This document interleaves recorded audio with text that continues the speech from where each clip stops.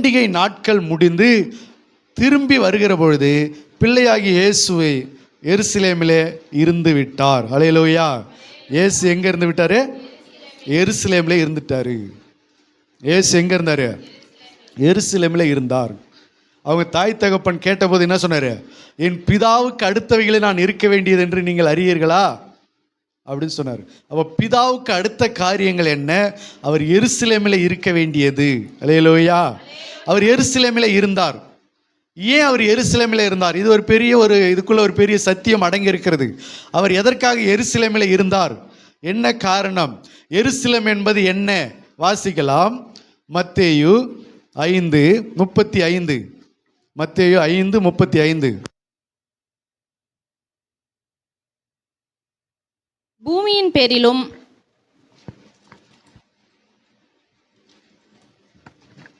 பூமியின் பேரிலும் சத்தியம் பண்ண வேண்டாம். அது அவருடைய பாதப்படி. எருசலேமின் பேரிலும் சத்தியம் பண்ண வேண்டாம். அது மகாராஜாவினுடைய நகரம். சத்தியம் பண்ணுகிற சில விஷயங்களிலே ஆண்டவர் நமக்கு சொல்லி கொடுத்தாரு. பூமியின் பேர்ல சத்தியம் பண்ணாதீங்க. நம்ம ஆளுங்க எல்லாத்துக்கும் சத்தியம் பண்ணி நடப்பாங்க தெரியுமா? ஏதாவது ஒன்றுனா பிள்ளை போட்டு தாண்டுவாங்க, ஏதாவது ஒன்றுனா பிள்ளை மேலே சத்தியம் பண்ணுவாங்க, ஏதாவது ஒன்றுனா தாலி மேலே சத்தியம் பண்ணுவாங்க, ஏதாவது ஒன்றுனா தலையில் அடித்து சத்தியம் பண்ணுவாங்க, ஏதாவது ஒன்றுனா சத்தியம் பண்ணுறதுக்கு எதுக்கும் அவங்க ரெடியாக இருக்கிறாங்க. சும்மா எல்லாத்துக்கும் என்ன பண்ணிக்கிட்டு இருக்கக்கூடாது? சத்தியம் பண்ணி கொண்டு இருக்கக்கூடாது. எத்தனை பேர் அப்படி செய்கிறோம்? புருஷன் மேலே சத்தியம், பொண்டாட்டி மேலே சத்தியம், பிள்ளைகள் மேலே சத்தியம், தாலி மேலே சத்தியம், சின்ன பிள்ளை மேலே சத்தியம், அது மேலே சத்தியம், இது மேலே சத்தியம். இந்த சத்தியம் பண்ண வேண்டிய அவசியம் இல்லை. ஆண்டவர் சொல்றாரு, உள்ளதை உள்ளதென்றும் இல்லதை இல்லதென்றும் சொல்லுங்கள், இதற்கு மிஞ்சினது தீமையினால் உண்டாயிருக்கும்னு சொன்னார். அதனால எல்லாத்தின் பேரிலும் சத்தியம் பண்ண வேண்டாம் என்று சொல்லி சிரசின் பேரில் சத்தியம் பண்ண வேண்டாம் அப்படின்னு சொன்னார். அடுத்தது வானத்தின் பேரில் சத்தியம் பண்ண வேண்டாம்னு சொன்னார். பூமியின் பேரில் சத்தியம் பண்ண வேண்டாம்னு சொன்னார். அடுத்தது இன்னொரு காரியத்தை சொல்கிறாரு, எருசலேமின் பேரில் என்ன பண்ணாதீங்க? சத்தியம் பண்ணாதீங்க. இந்த எருசலேமின் பேரில் ஏன் சத்தியம் பண்ணக்கூடாதுன்னு சொன்னால், எருசலேம் என்பது என்னவா இருக்கிறது? மகாராஜாவினுடைய நகரமாக இருக்கிறது. மகாராஜா என்பவர் யாரு? நம்முடைய பிதாவாகிய தேவன், நம்முடைய ஆண்டவராகிய தேவன், கர்த்தாதி கர்த்தர். அவர் வாசம் பண்ணுகிற இடம் தான் எது? எருசலேம். அதனாலதான் அவர் பரலோகத்துக்கு பரம எருசலேம் என்று அழைக்கிறோம். பரம எருசலேம். அவர் வாசம் பண்ணுகிற பரலோகத்துக்கு என்ன பேர் அழைக்கிறோம்? பரம எருசலேம். அப்ப இந்த பூமியில இருக்கிற எருசலேம் அது நம்ம பார்க்கிறோம். ஆண்டவர் சொல்கிறார், எருசலேமின் பேரில் என்ன பண்ணாதீங்க? சத்தியம் பண்ண வேண்டாம். அது மகாராஜாவினுடைய நகரம். அல்லேலூயா. அப்ப இயேசு கிறிஸ்து எங்கே இருந்து விட்டார்? மகாராஜாவினுடைய நகரத்தில் இருந்து விட்டார். அவர் எருசலேமிலே இருந்து விட்டார். எருசலேமிலே தங்கி விட்டார். எருசலேமிலே போதகர் நடுவில் உட்கார்ந்து விட்டார். எருசலேமிலே பிதாவுக்கு அடுத்தவைகளிலே பேசிக்கொண்டிருக்கிறார். அதனாலதான் சொல்றார், என் பிதாவுக்கு அடுத்தவைகளில் நான் இருக்க வேண்டியது என்று நீங்கள் அதை அறியாமல் இருக்கிறீங்களா என்று கேட்டார். அப்போ இயேசு கிறிஸ்து எங்கே இருந்தார்? பிதாவுக்கு அடுத்தவைகளில் இருந்தார். பிதாவுக்கு அடுத்தவைகள் எது? எருசலேம் நகரம். எருசலேமிலே தேவாலயத்தின் நடுவிலே. அல்லேலூயா. எருசலேமிலே தேவாலயத்தில் போதகர் நடுவிலே. எத்தனை காரியங்கள் அதில் அடங்கி இருக்குது பாருங்க. அப்போ அதனால தான் சொல்றாரு, எருசலேமின் பேரில் என்ன செய்யாதீங்க?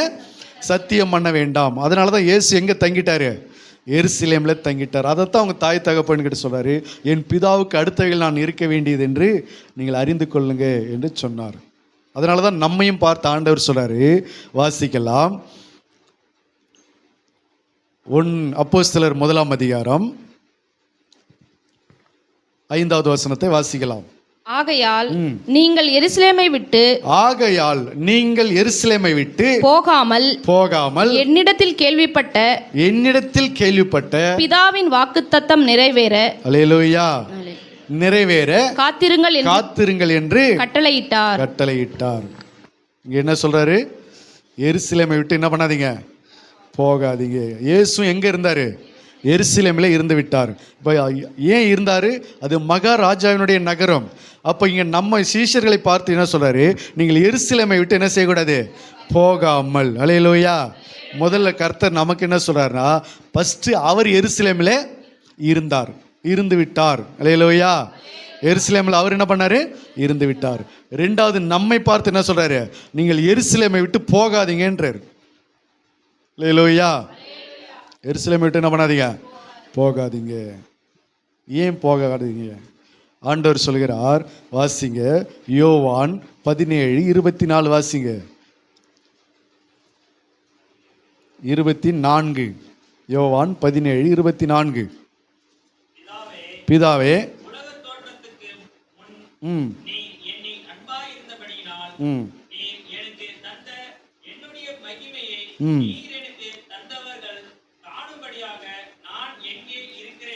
நான் எங்கே இருக்கிறேனோ அங்கே அவர்களும்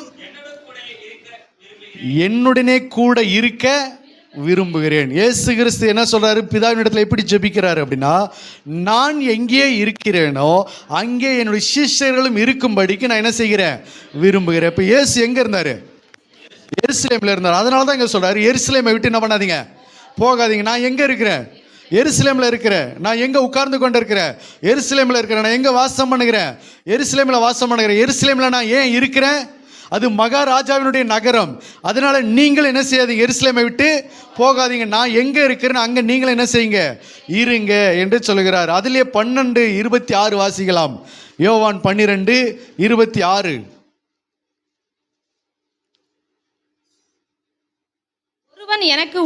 ஒருவன் எனக்கு ஊழியம் செய்தால் என்னை பின்பற்ற கடவன். நான் எங்கே இருக்கிறேனோ அங்கே என் ஊழியக்காரனும் இருப்பான். அல்லேலூயா.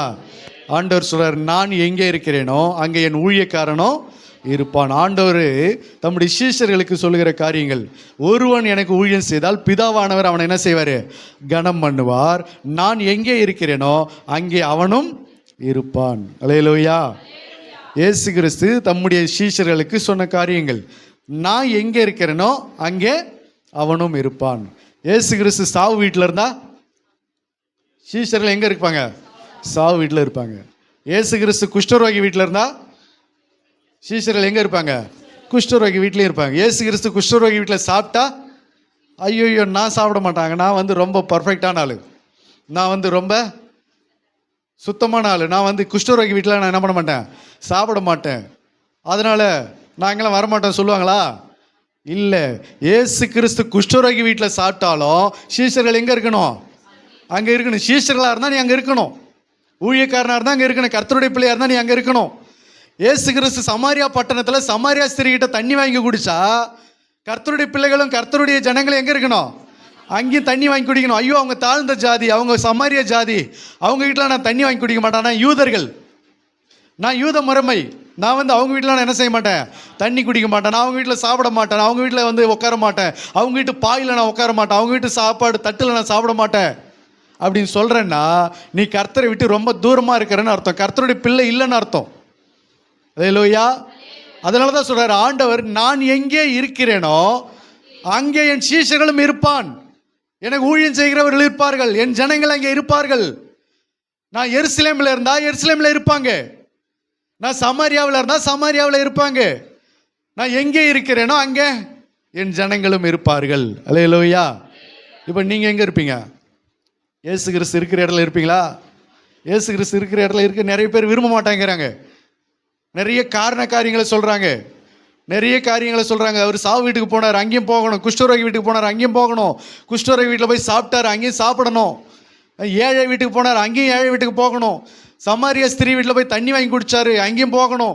அந்த ஊரில் போயிட்டு 2 நாள் தங்கினார், அங்கே தங்கினவர் அங்கே தானே சாப்பிட்டு இருப்பாரு, அங்கே தானே தண்ணி குடிச்சிருப்பாரு, அதெல்லாம் செய்யணும். அல்லேலூயா. அவர் குஷ்டரோகியை தொட்டாரு, நாமளும் என்ன செய்யணும்? தொடணும்.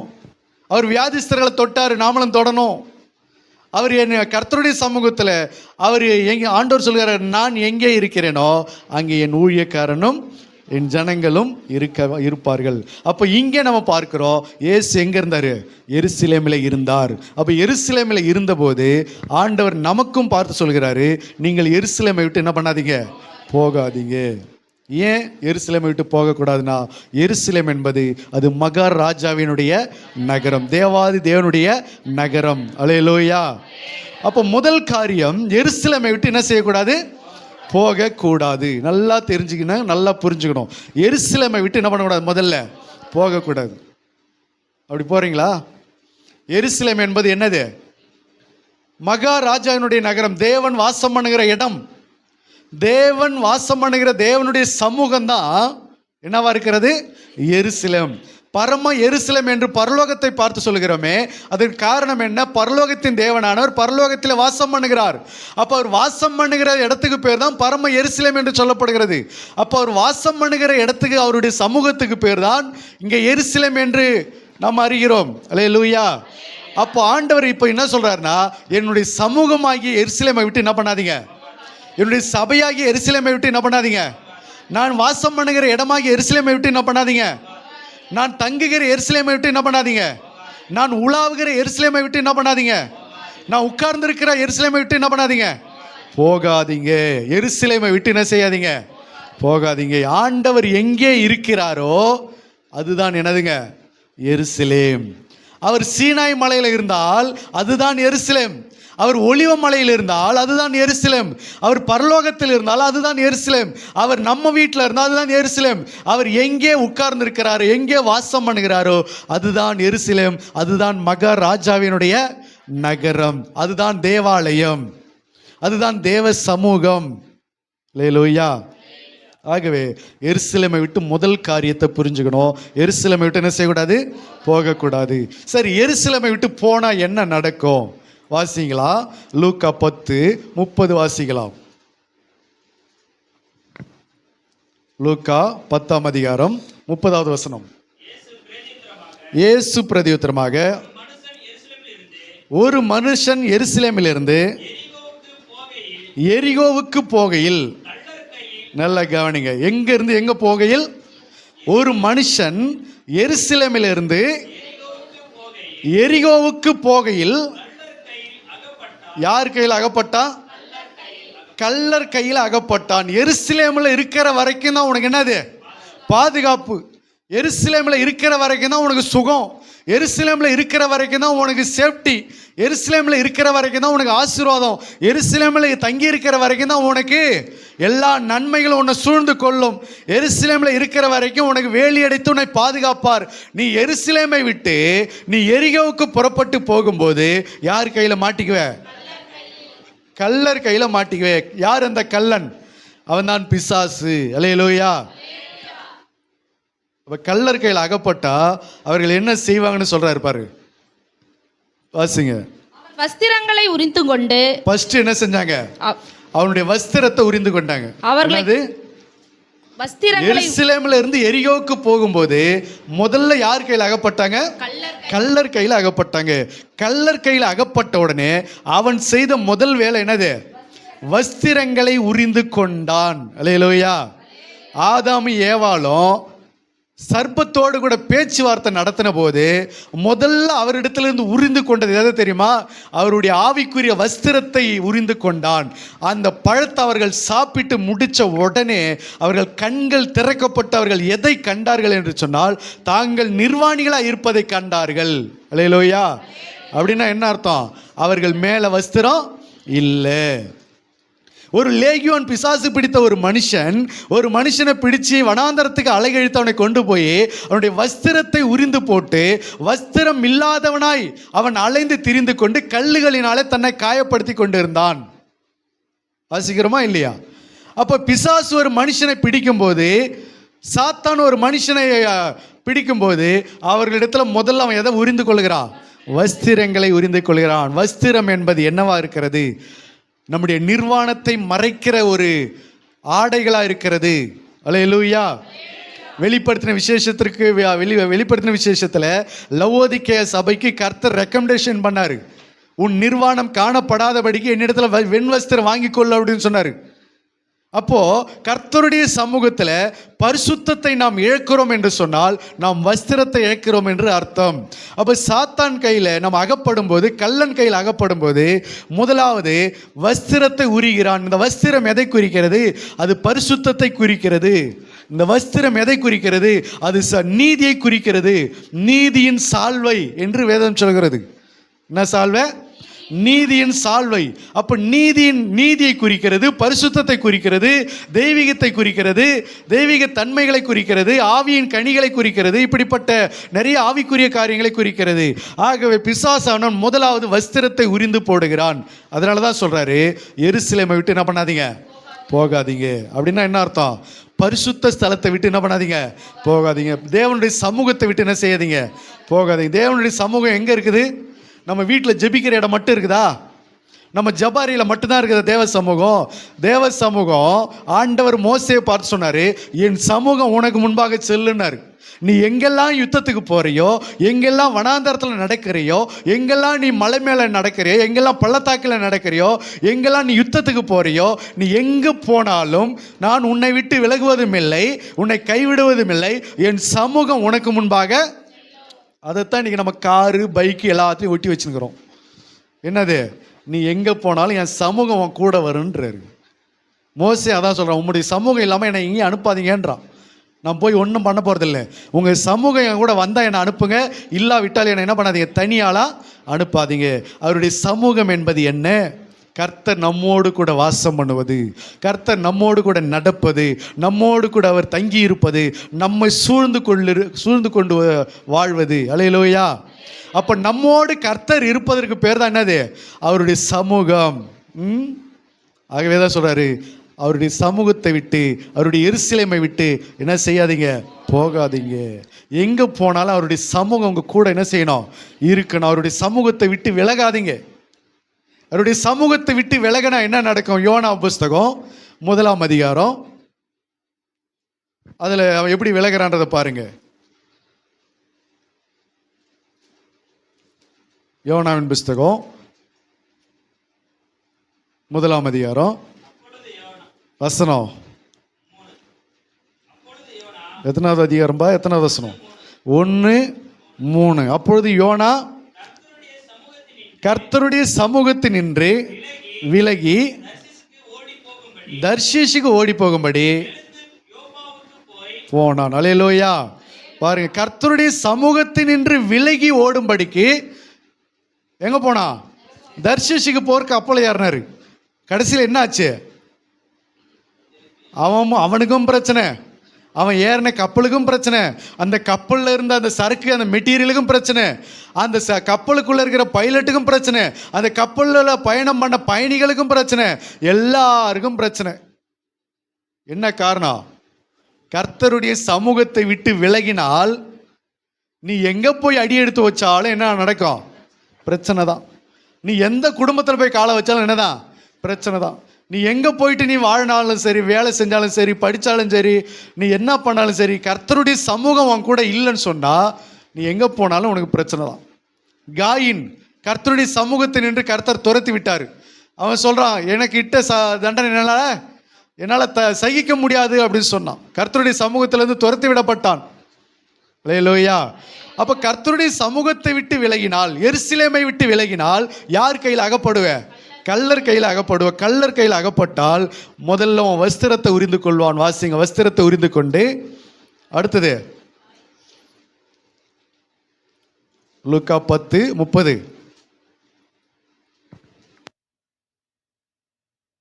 வஸ்திரங்களை உரிந்து கொண்டு அவனை காயப்படுத்தி குற்றுயிராக விட்டு போனார்கள். அல்லேலூயா, அல்லேலூயா. வஸ்திரங்களை முதல்ல உரிந்து கொண்டு அப்புறம் அடுத்தது அவனை காயப்படுத்தினாங்க, அவனை குற்றுயிராக, அதாவது உயிர் போகவும் இல்லை போகாமல் இல்லவும் இல்லை, ரெண்டுத்துக்கு நடுவில் மாட்டிக்கிட்டு இருக்கிறான். சவுல் அப்படி தான் மாட்டிக்கிட்டான். கடைசி டைமில் அமலேக்கினை கூப்பிட்டு என்ன செஞ்சான்? என் உயிர் எனக்கு சரியாக போகலை, அதனால் என்னை சீக்கிரமாக என்ன பண்ணிவிடுங்க, கொன்று போட்டுரு அப்படி சொல்லி அவனை கூப்பிட்டு கொலை பண்ண சொன்னான். அல்லேலூயா. நிறைய நேரங்களில் கடைசி தருவாயில் உயிர் போகலைன்னா அது ஒரு பெரிய கொடுமை. ஒன்று உயிர் போயிடணும். சில பேர் வலி தாங்க முடியாமல் என்ன செஞ்சிடறாங்க, என்னை சாவடிச்சிடுன்றாங்க. ஹாஸ்பிட்டலில் ஆப்ரேஷன் பண்ணும்போது என்ன பண்ணுறாங்க, அந்த வலி தாங்க முடியாமல் என்னை கொன்று போட்டுருங்க அப்படின்னு சொல்லி. ஒரு முறை நாங்கள் பஸ்ஸில் போயிட்டு இருக்கிறோம். பஸ்ஸில் போகும்போது நாங்கள் போகிற நல்ல சரியான மழை. அந்த பஸ்ஸில் நாங்கள் போகிறதுக்கு எங்கள் பஸ்ஸுக்கு முன்னாடி ஒரு 3 பேர் 2 வீலரில் போகிறாங்க. செம்ம ஃபாஸ்ட்டாக போகிறாங்க. எப்படி போகிறாங்கன்னா இப்படி வளைஞ்சு வளைஞ்சு போவாங்க தெரியுமா? அந்த மாதிரி வளைஞ்சு வளைஞ்சு வளைஞ்சு வளைஞ்சு போகிறாங்க. பஸ்ஸுக்கு வழி விட மாட்டேங்கிறானுங்க. பஸ்ஸு டைமுக்கு போகணுன்னு ஹார்ன் அடிச்சுக்கிட்டே போகிறான். இவனுங்க பஸ்ஸுக்கு வழி விடாமல் நல்லா சரக்கு போட்டுக்கின்னு இப்படி 3 பேர் பைக்கில் உட்காந்து வளைஞ்சி வளைஞ்சி வளைஞ்சி வளைஞ்சு போகிறானுங்க. போயிட்டு என்ன ஆயிடுச்சுன்னு கேட்டால் ஸ்லிப் ஆகி நடு ரோட்டில் விழுந்துட்டானுங்க. விழுந்து இவனுங்களுக்கு சரியான அடி, பயங்கரமான அடி. பஸ்ஸு ஸ்டாப் பண்ணிட்டாங்க. அடி விழுந்து நாங்கள் எல்லாம் பஸ்ஸில் இருக்கிறவங்களாம் இறங்கி போய் பார்க்குறோம். அதில் ஒருத்தன் கத்துறான். அவன் முகத்துல எல்லாம் பார்த்தா பீட்ரூட்டை தேய்ச்சி வச்ச மாதிரி இது. பீட்ரூட்டை பாதி கட் பண்ணி சுரண்டி வச்சு எப்படி இருக்கும், செக்க செவ்வேர்னு இருக்கும் பார்த்தீங்களா? அந்த மாதிரி அவன் முகம் எல்லாம் அப்படி செக்க செவ்வேர்னு செகந்து போய் ரத்தம் அப்படி கொட்டுது. அதில் கத்துறான் பாரு அவன். கத்துன்னு என்னன்னு, என்னை சாவடிச்சிருங்க, என்னை கொன்று போட்டுருங்க, என்னால் தாங்க முடியல, வலி தாங்க முடியலன்னு கத்துறான். அல்லேலூயா. குடி போதையில் வலி தெரியாதுன்னு சொல்லி தான் நான் கேள்விப்பட்டுக்கிறேன். ஆனால் அதையும் தாண்டி இவனுக்கு அவ்வளோ வலி இருந்துக்கிற அழகுது. அவன் அப்படி கத்துறான், என்னை கொன்று போட்டுருங்கன்னு சொல்லி. அது முன்னாடி வளைச்சி ஓட்டும் போதே ஞாபகம் இருக்கணும். வண்டியை வளைச்சி ஓட்டும் போதே அந்த புத்தி இருக்கணும், நம்ம இப்படியெல்லாம் ஓட்டக்கூடாது அப்படின்னு சொல்லி. இப்போ அடிப்பட்ட உடனே என்ன சொல்கிறான், என்னை கொன்று போட்டுருங்க, என்னை சாவடிச்சிருங்க, என்னால் வலி தாங்க முடியலன்னு கத்துறான்.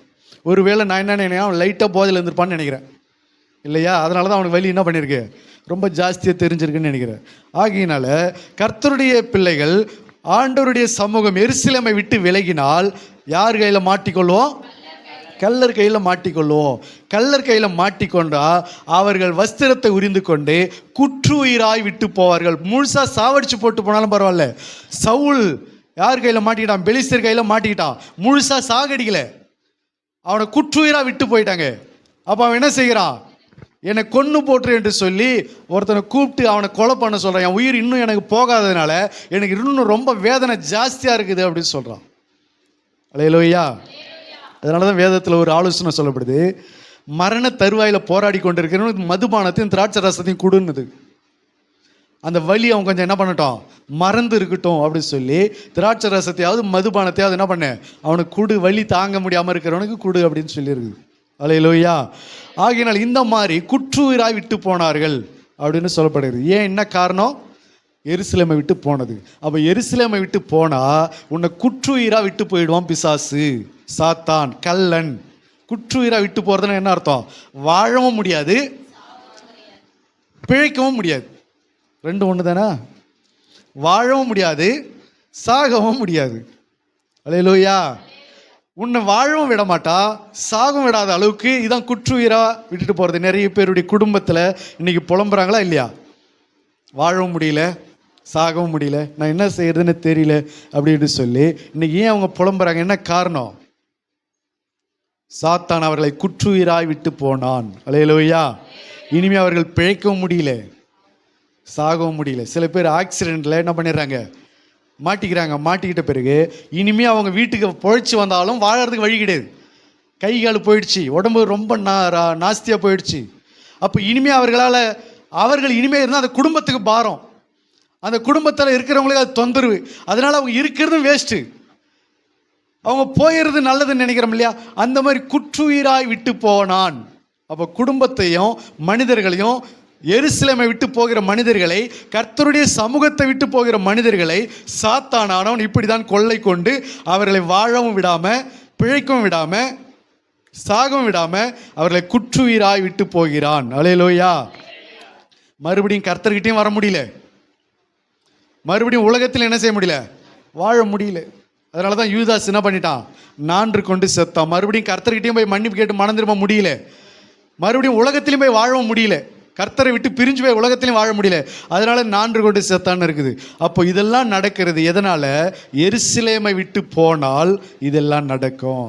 குடும்பத்தில், பிள்ளைகள் வாழ்க்கையில், எதிர்காலத்தில், ஆசீர்வாதத்தில், வருமானத்தில் இது எல்லாம் நடக்கும். அதனால தான் சொல்கிறாரு, நீங்கள் எருசலேமை விட்டு போகாமல். அப்போ எருசலேமை விட்டு போகாமல் இருக்கணும்னா என்ன செய்யணும்னா, எருசலேமுக்குள்ளே இருக்கிறதுனா என்ன அப்படின்னா, ஜெபம் பண்ணிக்கொண்டு, ஆண்டவரை துதிச்சு கொண்டு அந்த பரிசுத்தத்துக்குள்ள, அந்த நீதிக்குள்ள, தேவ பிரசன்னத்துக்குள்ள, தேவ வல்லமைக்குள்ள, தேவனுடைய கிருபைக்குள்ள, இதுக்குள்ளவே நீ இருக்கணும். அவருடைய கிருபையை விட்டு என்ன பண்ணக்கூடாது? விலகக்கூடாது. அவருடைய தயவை விட்டு என்ன பண்ணக்கூடாது? விலகக்கூடாது. அவருடைய இரக்கத்தை விட்டு விலகக்கூடாது. அவருடைய கிருபையை நின்று விழுந்து போகக்கூடாது. அவருடைய கிருபையை இழந்து போகக்கூடாது. அவருடைய கிருபையை இழந்தால் நிர்மூலமாக்கப்படுவோம். அல்லேலூயா. நிறைய பேர் கேட்டால் எடுத்தோன்னே சொல்லுவாங்க, நாங்கள் நிற்பது நிர்மூலமாகாது இருப்பதும் கர்த்தருடைய கிருபைன்னு சொல்லுவாங்க. ஆனால் அந்த கிருபை இழந்து கொண்டு இருக்கிறாங்க. கிருபை இழந்துட்டா நிர்மூலம் ஆகிடும்னு தான் அந்த வசனம் சொல்லுது. அப்போ கிருபை இழக்கக்கூடாது. அப்போ கிருபை இழக்காமல் இருக்கிற வாழ்க்கை தான் என்னது? எருசலேமில் இருக்கிற வாழ்க்கை. தயவில் நிலைத்திருக்கிற வாழ்க்கை தான் என்ன வாழ்க்கை? எருசலேமில் இருக்கிற வாழ்க்கை. கர்த்தருடைய அன்பில் நிலைத்திருக்கிற வாழ்க்கை தான் என்ன வாழ்க்கை? எருசலேமில் இருக்கிற வாழ்க்கை. அவருடைய பரிசுத்தத்தில் நிலை கொண்டிருக்கிற வாழ்க்கை தான். அவருடைய நீதியில் நிலை கொண்டிருக்கிற வாழ்க்கை தான். அவரை பற்றி கொள்ளுகிற வாழ்க்கை தான் எருசலேமின் வாழ்க்கை. இந்த எருசலேமை விட்டு என்ன செய்யக்கூடாது? போகக்கூடாது. அல்லேலூயா. அவருடைய சத்தியத்தில் நடக்கிற வாழ்க்கை தான் எருசலேமில் நடக்கிற வாழ்க்கை. அப்போ அந்த எருசலேமை விட்டு போகாதீங்க. சத்தியத்தை விட்டு போகாதீங்க, விலகாதீங்க. விசுவாசத்தை விட்டு விலகாதீங்க. சபையை விட்டு விலகாதீங்க. அவருடைய சாட்சியை விட்டு விலகாதீங்க. அவருடைய நீதியை விட்டு விலகாதீங்க. அவருக்குள் நீங்கள் என்ன செய்யணும்? நிலைத்திருக்க வேண்டும். அதனால தான் சொல்லுது, எருசலேமை விட்டு என்ன செய்யக்கூடாது? போகக்கூடாது. அல்லேலூயா. அப்படி போனால் கள்ளர் கையில் அகப்பட்டு கொள்வாய். சரி, அப்போ எருசலேமில் இருந்து என்னங்க செய்யணும்? வாசிக்கலாம் மறுபடியும். அப்போஸ்தலர் 1:5 வாசிங்க. எருசலேமில் இருந்து என்ன செய்யறது? ஆகையால் நீங்கள் எருசலேமை விட்டு போகாமல் என்னிடத்தில் கேள்விப்பட்ட பிதாவின் வாக்குத்தத்தம் நிறைவேற காத்திருங்கள் என்று காத்திருங்கள் என்று கட்டளையிட்டார். ஹல்லேலூயா. ரெண்டாவது காரியம் சொல்ற. முதல் காரியம் என்னது? எருசலேமை விட்டு போகாதீங்க. ரெண்டாவது விஷயம் என்ன சொல்றாரு? எருசலேமிலே பிதாவின் வாக்குத்தத்தம் நிறைவேற காத்திருங்கள். எத்தனை பேருக்கு புரியுது? இங்க அவர் சொன்ன வாக்குத்தத்தம் என்ன? பிதாவின் வாக்குத்தத்தம் நிறைவேற காத்திருங்கள் அப்படின்னு சொன்னாரு. அவர் சொன்ன எங்க வாக்குத்தத்தம் என்ன? நீ ஆசீர்வாதமாயிருப்பாய், நிச்சயமாகவே முடிவு உண்டு, உன் நம்பிக்கை வீண் போகாது, உன்னை பெரிய ஜாதி ஆக்குவேன், வெள்ளியும் பொண்ணும் கொடுப்பேன், நீ விரும்பினபடி உனக்கு ஆக கிடவு. இந்த மாதிரி வாக்குத்தத்தங்கள் இல்லை. இங்கே சொல்லப்பட்ட வாக்குத்தத்தங்கள் பிதாவின் வாக்குத்தத்தங்கள். இங்கே சொல்லப்பட்டது ஆபிரகாமுக்கு கொடுக்கப்பட்டது போல அல்ல, ஈசாக்கு கொடுக்கப்பட்ட வாக்குத்தத்தம் போல அல்ல, எலியாவுக்கு கொடுக்கப்பட்டதோ யாக்கோபுக்கு கொடுக்கப்பட்டதோ யோசேப்புக்கு கொடுக்கப்பட்ட வாக்குத்தத்தம் போல அல்ல. இங்கே கொடுக்கப்பட்ட வாக்குத்தத்தம் என்பது பரிசுத்த ஆவியை பெற்றுக்கொள்ளுகிற வாக்குத்தத்தம். அல்லேலூயா. வாக்குத்தத்தம்னால என்ன நினைச்சிடக்கூடாது? வீடு தருவார் இந்த வருஷத்தில் வந்து நகை நட்டு எடுப்போம், 10 சவர நகை எடுப்போம், இந்த வருஷத்தில் பைக் வாங்குவோம், இந்த வருஷத்தில் கார் வாங்குவோம், இந்த வருஷம் நிலம் வாங்குவோம், கர்த்தர் எனக்கு வாக்குத்தத்தமாக கொடுத்துருக்கிறாரு, இந்த வருஷத்தில் எனக்கு காலேஜில் அட்மிஷன் கிடைக்கும், இந்த வருஷத்தில் எனக்கு சீட்டு கிடைக்கும், இந்த வருஷத்தில் நான் நினச்ச காரியம் நடக்கும். அந்த வாக்குத்தத்தம் அல்ல. அதைத்தான் நம்ம ஒவ்வொரு வருஷமும் எடுத்து வச்சு நம்ம இன்றைக்கி வேலை பண்ணிக்கிறோம். அது இல்லை. இங்கே சொல்லப்பட்ட வாக்குத்தத்தம் பரிசுத்த ஆவியானவர் கொடுக்கப்படுகிறதை குறித்த வாக்குத்தத்தம். அல்லேலூயா. இந்த வாக்குத்தத்தம் நிறைவேறுவதற்கு பரிசுத்த ஆவி உங்களுக்கு தந்தரப்படும் என்று சொன்னார்ல. மாம்சமான யாவர் மேலும் கடைசி நாட்களிலே மாம்சமான யாவர் மேலும் என் ஆவியை ஊற்றுவேன் சொன்னார்ல. அந்த வாக்குத்தத்தம் நிறைவேறுவதற்காக நீங்கள் எருசலேமை விட்டு போகாமல் எருசலேமை காத்திருங்கள் என்று சொன்னார். அந்த வாக்குத்தத்தம் அப்படின்னா அது எங்களுக்கு வேண்டாம். இது என்ன வாக்குத்தத்தம்? பரிசுத்த ஆவி குறித்து சொல்லப்படுகிறது. அப்போ இந்த வாக்குத்தத்தம் எங்களுக்கு வேண்டாம். எங்களுக்கு பிடிச்ச மாதிரி ஒரு வாக்குத்தத்தம் சொல்லுங்க. என்னது இது? இந்த வருஷம் 2 ஏக்கர் நிலம் வாங்குவேன், இந்த வருஷம் ரெட்டிப்பான நன்மைகள் உனக்கு கிடைக்கும், இந்த வருஷம் நீ நினைப்பதற்கு வேண்டிக்கொள்ளுங்க அதிகமாக உனக்கு நடக்கும், இந்த வருஷம் நீ நினைச்சபடி உனக்கு ஆகும், நீ விரும்புகிறபடி உனக்கு நடக்கும். அப்படிப்பட்ட வாக்குத்தத்தம்னா எங்களுக்கு ஓகேங்க, நாங்கள் ரொம்ப அதை உற்சாகப்பட்டு வரவேற்போம். ஆனால் இங்கே கொடுக்கப்பட்ட வாக்குத்தத்தம் பரிசுத்த ஆவி உங்களுக்கு பெற்றுக்கொள்வதற்காக கொடுக்கப்பட்ட வாக்குத்தத்தம். அப்போ இந்த வாக்குத்தத்தம் நிறைவேறுவதற்கு என்ன செய்யணும்? காத்திருக்கணும். அல்லேலூயா. பிதாவின் வாக்குத்தத்தம் நிறைவேறுவதற்கு காத்திருக்கணும். இன்னைக்கு உலகத்து மனுஷருடைய வார்த்தை நிறைவேறுவதற்காக காத்துக்கிட்டு இருக்கிறாங்க. அவர் சொல்லியிருக்கிறாருங்க, எப்படி செஞ்சிருவாருன்னு காத்துன்னு இருக்காங்க. அவர் தரேன்னு சொல்லியிருக்காரு, அதனால கண்டிப்பாக தருவாருன்னு காத்துக்கிட்டு இருக்கிறாங்க. நான் ஒரு அப்ளிகேஷன் போட்டு இருக்கிறேன், எனக்கு கண்டிப்பாக வேலை வரும், காத்துக்கிட்டு இருக்கிறாங்க.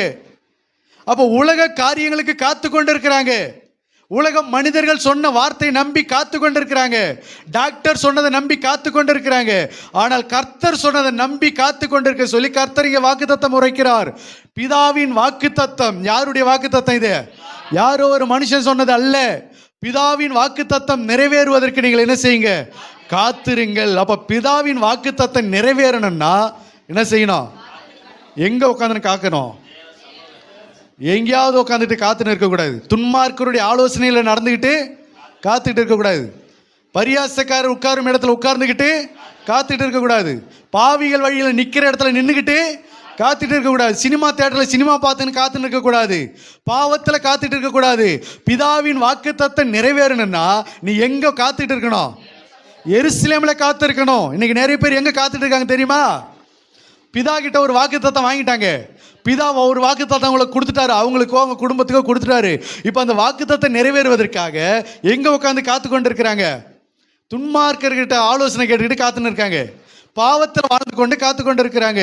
பரியாசக்கார் உட்காரும் இடத்துல உட்கார்ந்து காத்து கொண்டு இருக்கிறாங்க. சிற்றின்பங்களில் உட்கார்ந்து வாழ்ந்து அதில் டேஸ்ட் பண்ணி அதில் காத்து கொண்டு இருக்கிறாங்க. கர்த்தர் சொல்லாத இடங்களுக்கெல்லாம் போய் அங்கே காத்துக்கிட்டு இருக்காங்க. கர்த்தர் விரும்பாத இடத்துல நீ உட்காந்துட்டு இருந்தனா வாக்குத்தத்தம் உனக்கு என்ன பண்ணாது? நிறைவேறாது. அல்லேலூயா. கர்த்தர் சொல்லாத இடத்துக்கெல்லாம் நீ கர்த்தர் சொல்லாத காரியத்தெல்லாம் நீ செய்து கொண்டிருந்தனா கர்த்தருடைய வாக்குத்தத்தம் உன் வாழ்க்கையில் என்ன பண்ணாது? நிறைவேறாது. இன்னொரு உங்களுக்கு உதாரணம் உங்களுக்கு சொல்கிறேன் பாருங்க. ஆண்டவராகிய தேவன் இஸ்ரவேல் ஜனங்களை எகிப்திலிருந்து அழைக்கும் போது என்னன்னு கூப்பிட்டாரு? பாலும் தேனும் ஓடுகிற தேசமாகிய கானான் தேசத்துக்கு நான் உங்களை கூட்டிகிட்டு போய் சேர்ப்பேன்னு தானே சொல்லி கூப்பிட்டாரு. கூட்டிகிட்டு போய் சேர்த்தாரா? இவங்க அதை அடைஞ்சாங்களா? ஏன் அடையல? வந்த லட்சக்கணக்கான பேர் எங்கே செத்து போனாங்க? வனாந்தரில் செத்து போனாங்க. கொடுத்த வாக்குத்தத்தம் என்னது? ஆபிரகாமுக்கு, ஈசாக்குக்கு, யாக்கோபுக்கு கொடுத்த வாக்குத்தத்தம் நிறைவேற்றும்படிக்கு உங்களை பாலும் தேனும் ஓடுகிற கானான் தேசத்தில் கொண்டு போய் சேர்ப்பேன்னு தான் வாக்குத்தத்தம். அதான வாக்குத்தத்தம். ஆனால் இவங்க எங்கே போய் சேர்ந்தாங்க? வனாந்தரத்தில் அடக்கம் பண்ணப்பட்டாங்க. வனாந்தரத்தில் செத்து மடிந்தாங்க. அப்போ கர்த்தர் சொன்ன வாக்குத்தத்தம் ஏன் உங்கள் வாழ்க்கையில் நடக்கல? ஏன் வாழ்க்கையில் நிறைவேறல? இவர்கள் கர்த்தர் சொல்லுகிறபடி வாழாம, கர்த்தர் சொல்லுகிறபடி நடக்காம, இவர்கள் இஷ்டத்துக்கு செஞ்சுக்கிட்டு கர்த்தர் வாக்குத்தத்தங்களை காத்திருந்தாங்க. அப்போ வாக்குத்தத்தம் அவங்களுடைய வாழ்க்கையில் என்ன செய்யல? நிறைவேறவே இல்லை. வனாந்தரத்தில் மாண்டு போனார்கள். அப்போ கர்த்தருடைய வாக்குத்தத்தம் என்பது கர்த்தரை உத்தமமாய் பின்பற்றின காலேபுக்கு நிறைவேறினது. கர்த்தருடைய வாக்குத்தத்தம் ஆசரிப்பு கூடாரத்தை விட்டு பிரியாது இருந்த யோசுவாவுக்கு நிறைவேறினது. கர்த்தர் பேச்சை கேட்காம போன மற்ற யாருக்கும் அது என்ன பண்ணல? நிறைவேறல. அதனால தான் சொல்றாரு, நீங்கள் கண்ட இடத்துல சுத்திக்கிட்டு இருந்தீங்கன்னா வாக்குத்தத்தம் என்ன பண்ணாது? நிறைவேறாது. நீ எங்க காத்திருக்கணும்? எருசலேமை விட்டு போகாமல் கர்த்தர் சொல்லுகிற இடத்துல, கர்த்தர் வாழ்கிற வாழ்க்கையில, கர்த்தர் கற்பித்த முறைமைகளில் இருந்தாதான், கர்த்தர் காண்பித்த பரிசுத்தத்தில், கர்த்தர் கற்றுக் கொடுத்த நீதியில் நீங்கள் நடந்தாதான், அந்த விசுவாசத்தில் வாழ்ந்தாதான் பிதாவின் வாக்குத்தத்தம் உங்கள் வாழ்க்கையில், உங்கள் குடும்பத்தில், உங்கள் பிள்ளைகளுக்கு என்ன செய்யும்? நிறைவேறும்.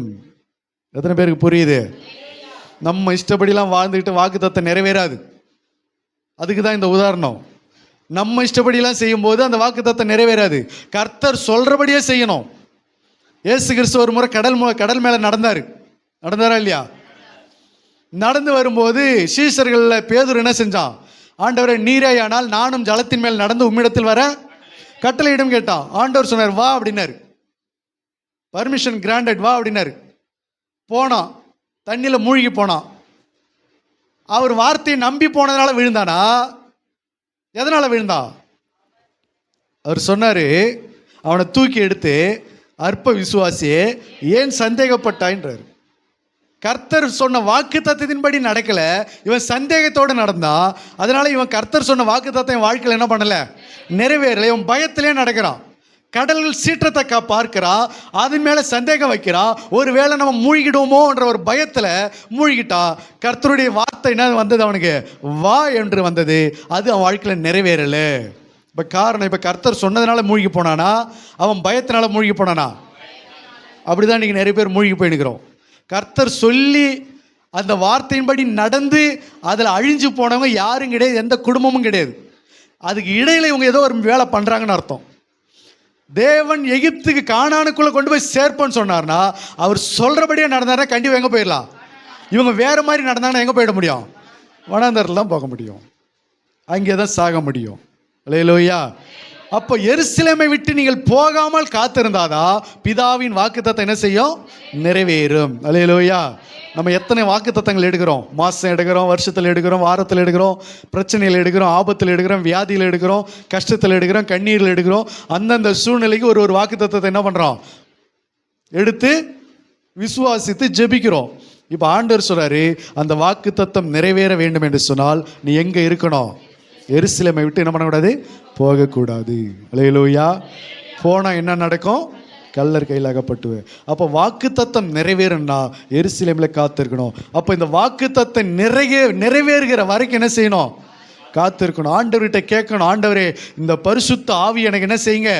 கொடுங்க. ஆண்டவர் ப்ராமிஸ் பண்ணியிருக்காரு, வாக்குத்தத்தம் பண்ணியிருக்காரு. வானமும் பூமி ஒழிந்தாலும் அவருடைய வாக்குத்தத்தம் வார்த்தை என்ன செய்யாது? ஒழியாது. அப்போ அதை வாங்கி அதை அடையிற வரைக்கும் விடக்கூடாது. அவரு என்னை ஆசீர்வதித்தால் ஒழியவும் என்ன பண்ண மாட்டேன், விட மாட்டேன் என்று சொல்லி அந்த பரிசுத்த ஆவியை பெற்றுக்கொள்கிற வரைக்கும் என்ன செய்யக்கூடாது? விடக்கூடாது. எத்தனை பேர் விடாமல் இருக்கிறீங்க? விட்டாச்சு, வாக்குத்தத்தத்தை விட்டாச்சு, வாக்குத்தத்தத்தை விட்டாச்சு, ஆண்டவரை விட்டாச்சு, எருசலேமை விட்டாச்சு. ஆண்டவர் சொன்னார் எருசலேமை விடாதீங்க, வாக்குத்தத்தங்களை விடாதீங்கன்னாரு. அதையெல்லாம் விட்டுட்டு வேற என்னத்தையும் பிடிச்சிட்டு ஓடிட்டு இருக்காங்க ஜனங்க. அப்படி இல்லை, பரிசுத்த ஆவியை பெற்று அவர் வாக்குத்தத்தம் பண்ணியிருக்காரு. அப்படி ஒரு சத்தியம் உண்டா இல்லையா? அப்படி ஒரு சுதந்திரம் உண்டா இல்லையா?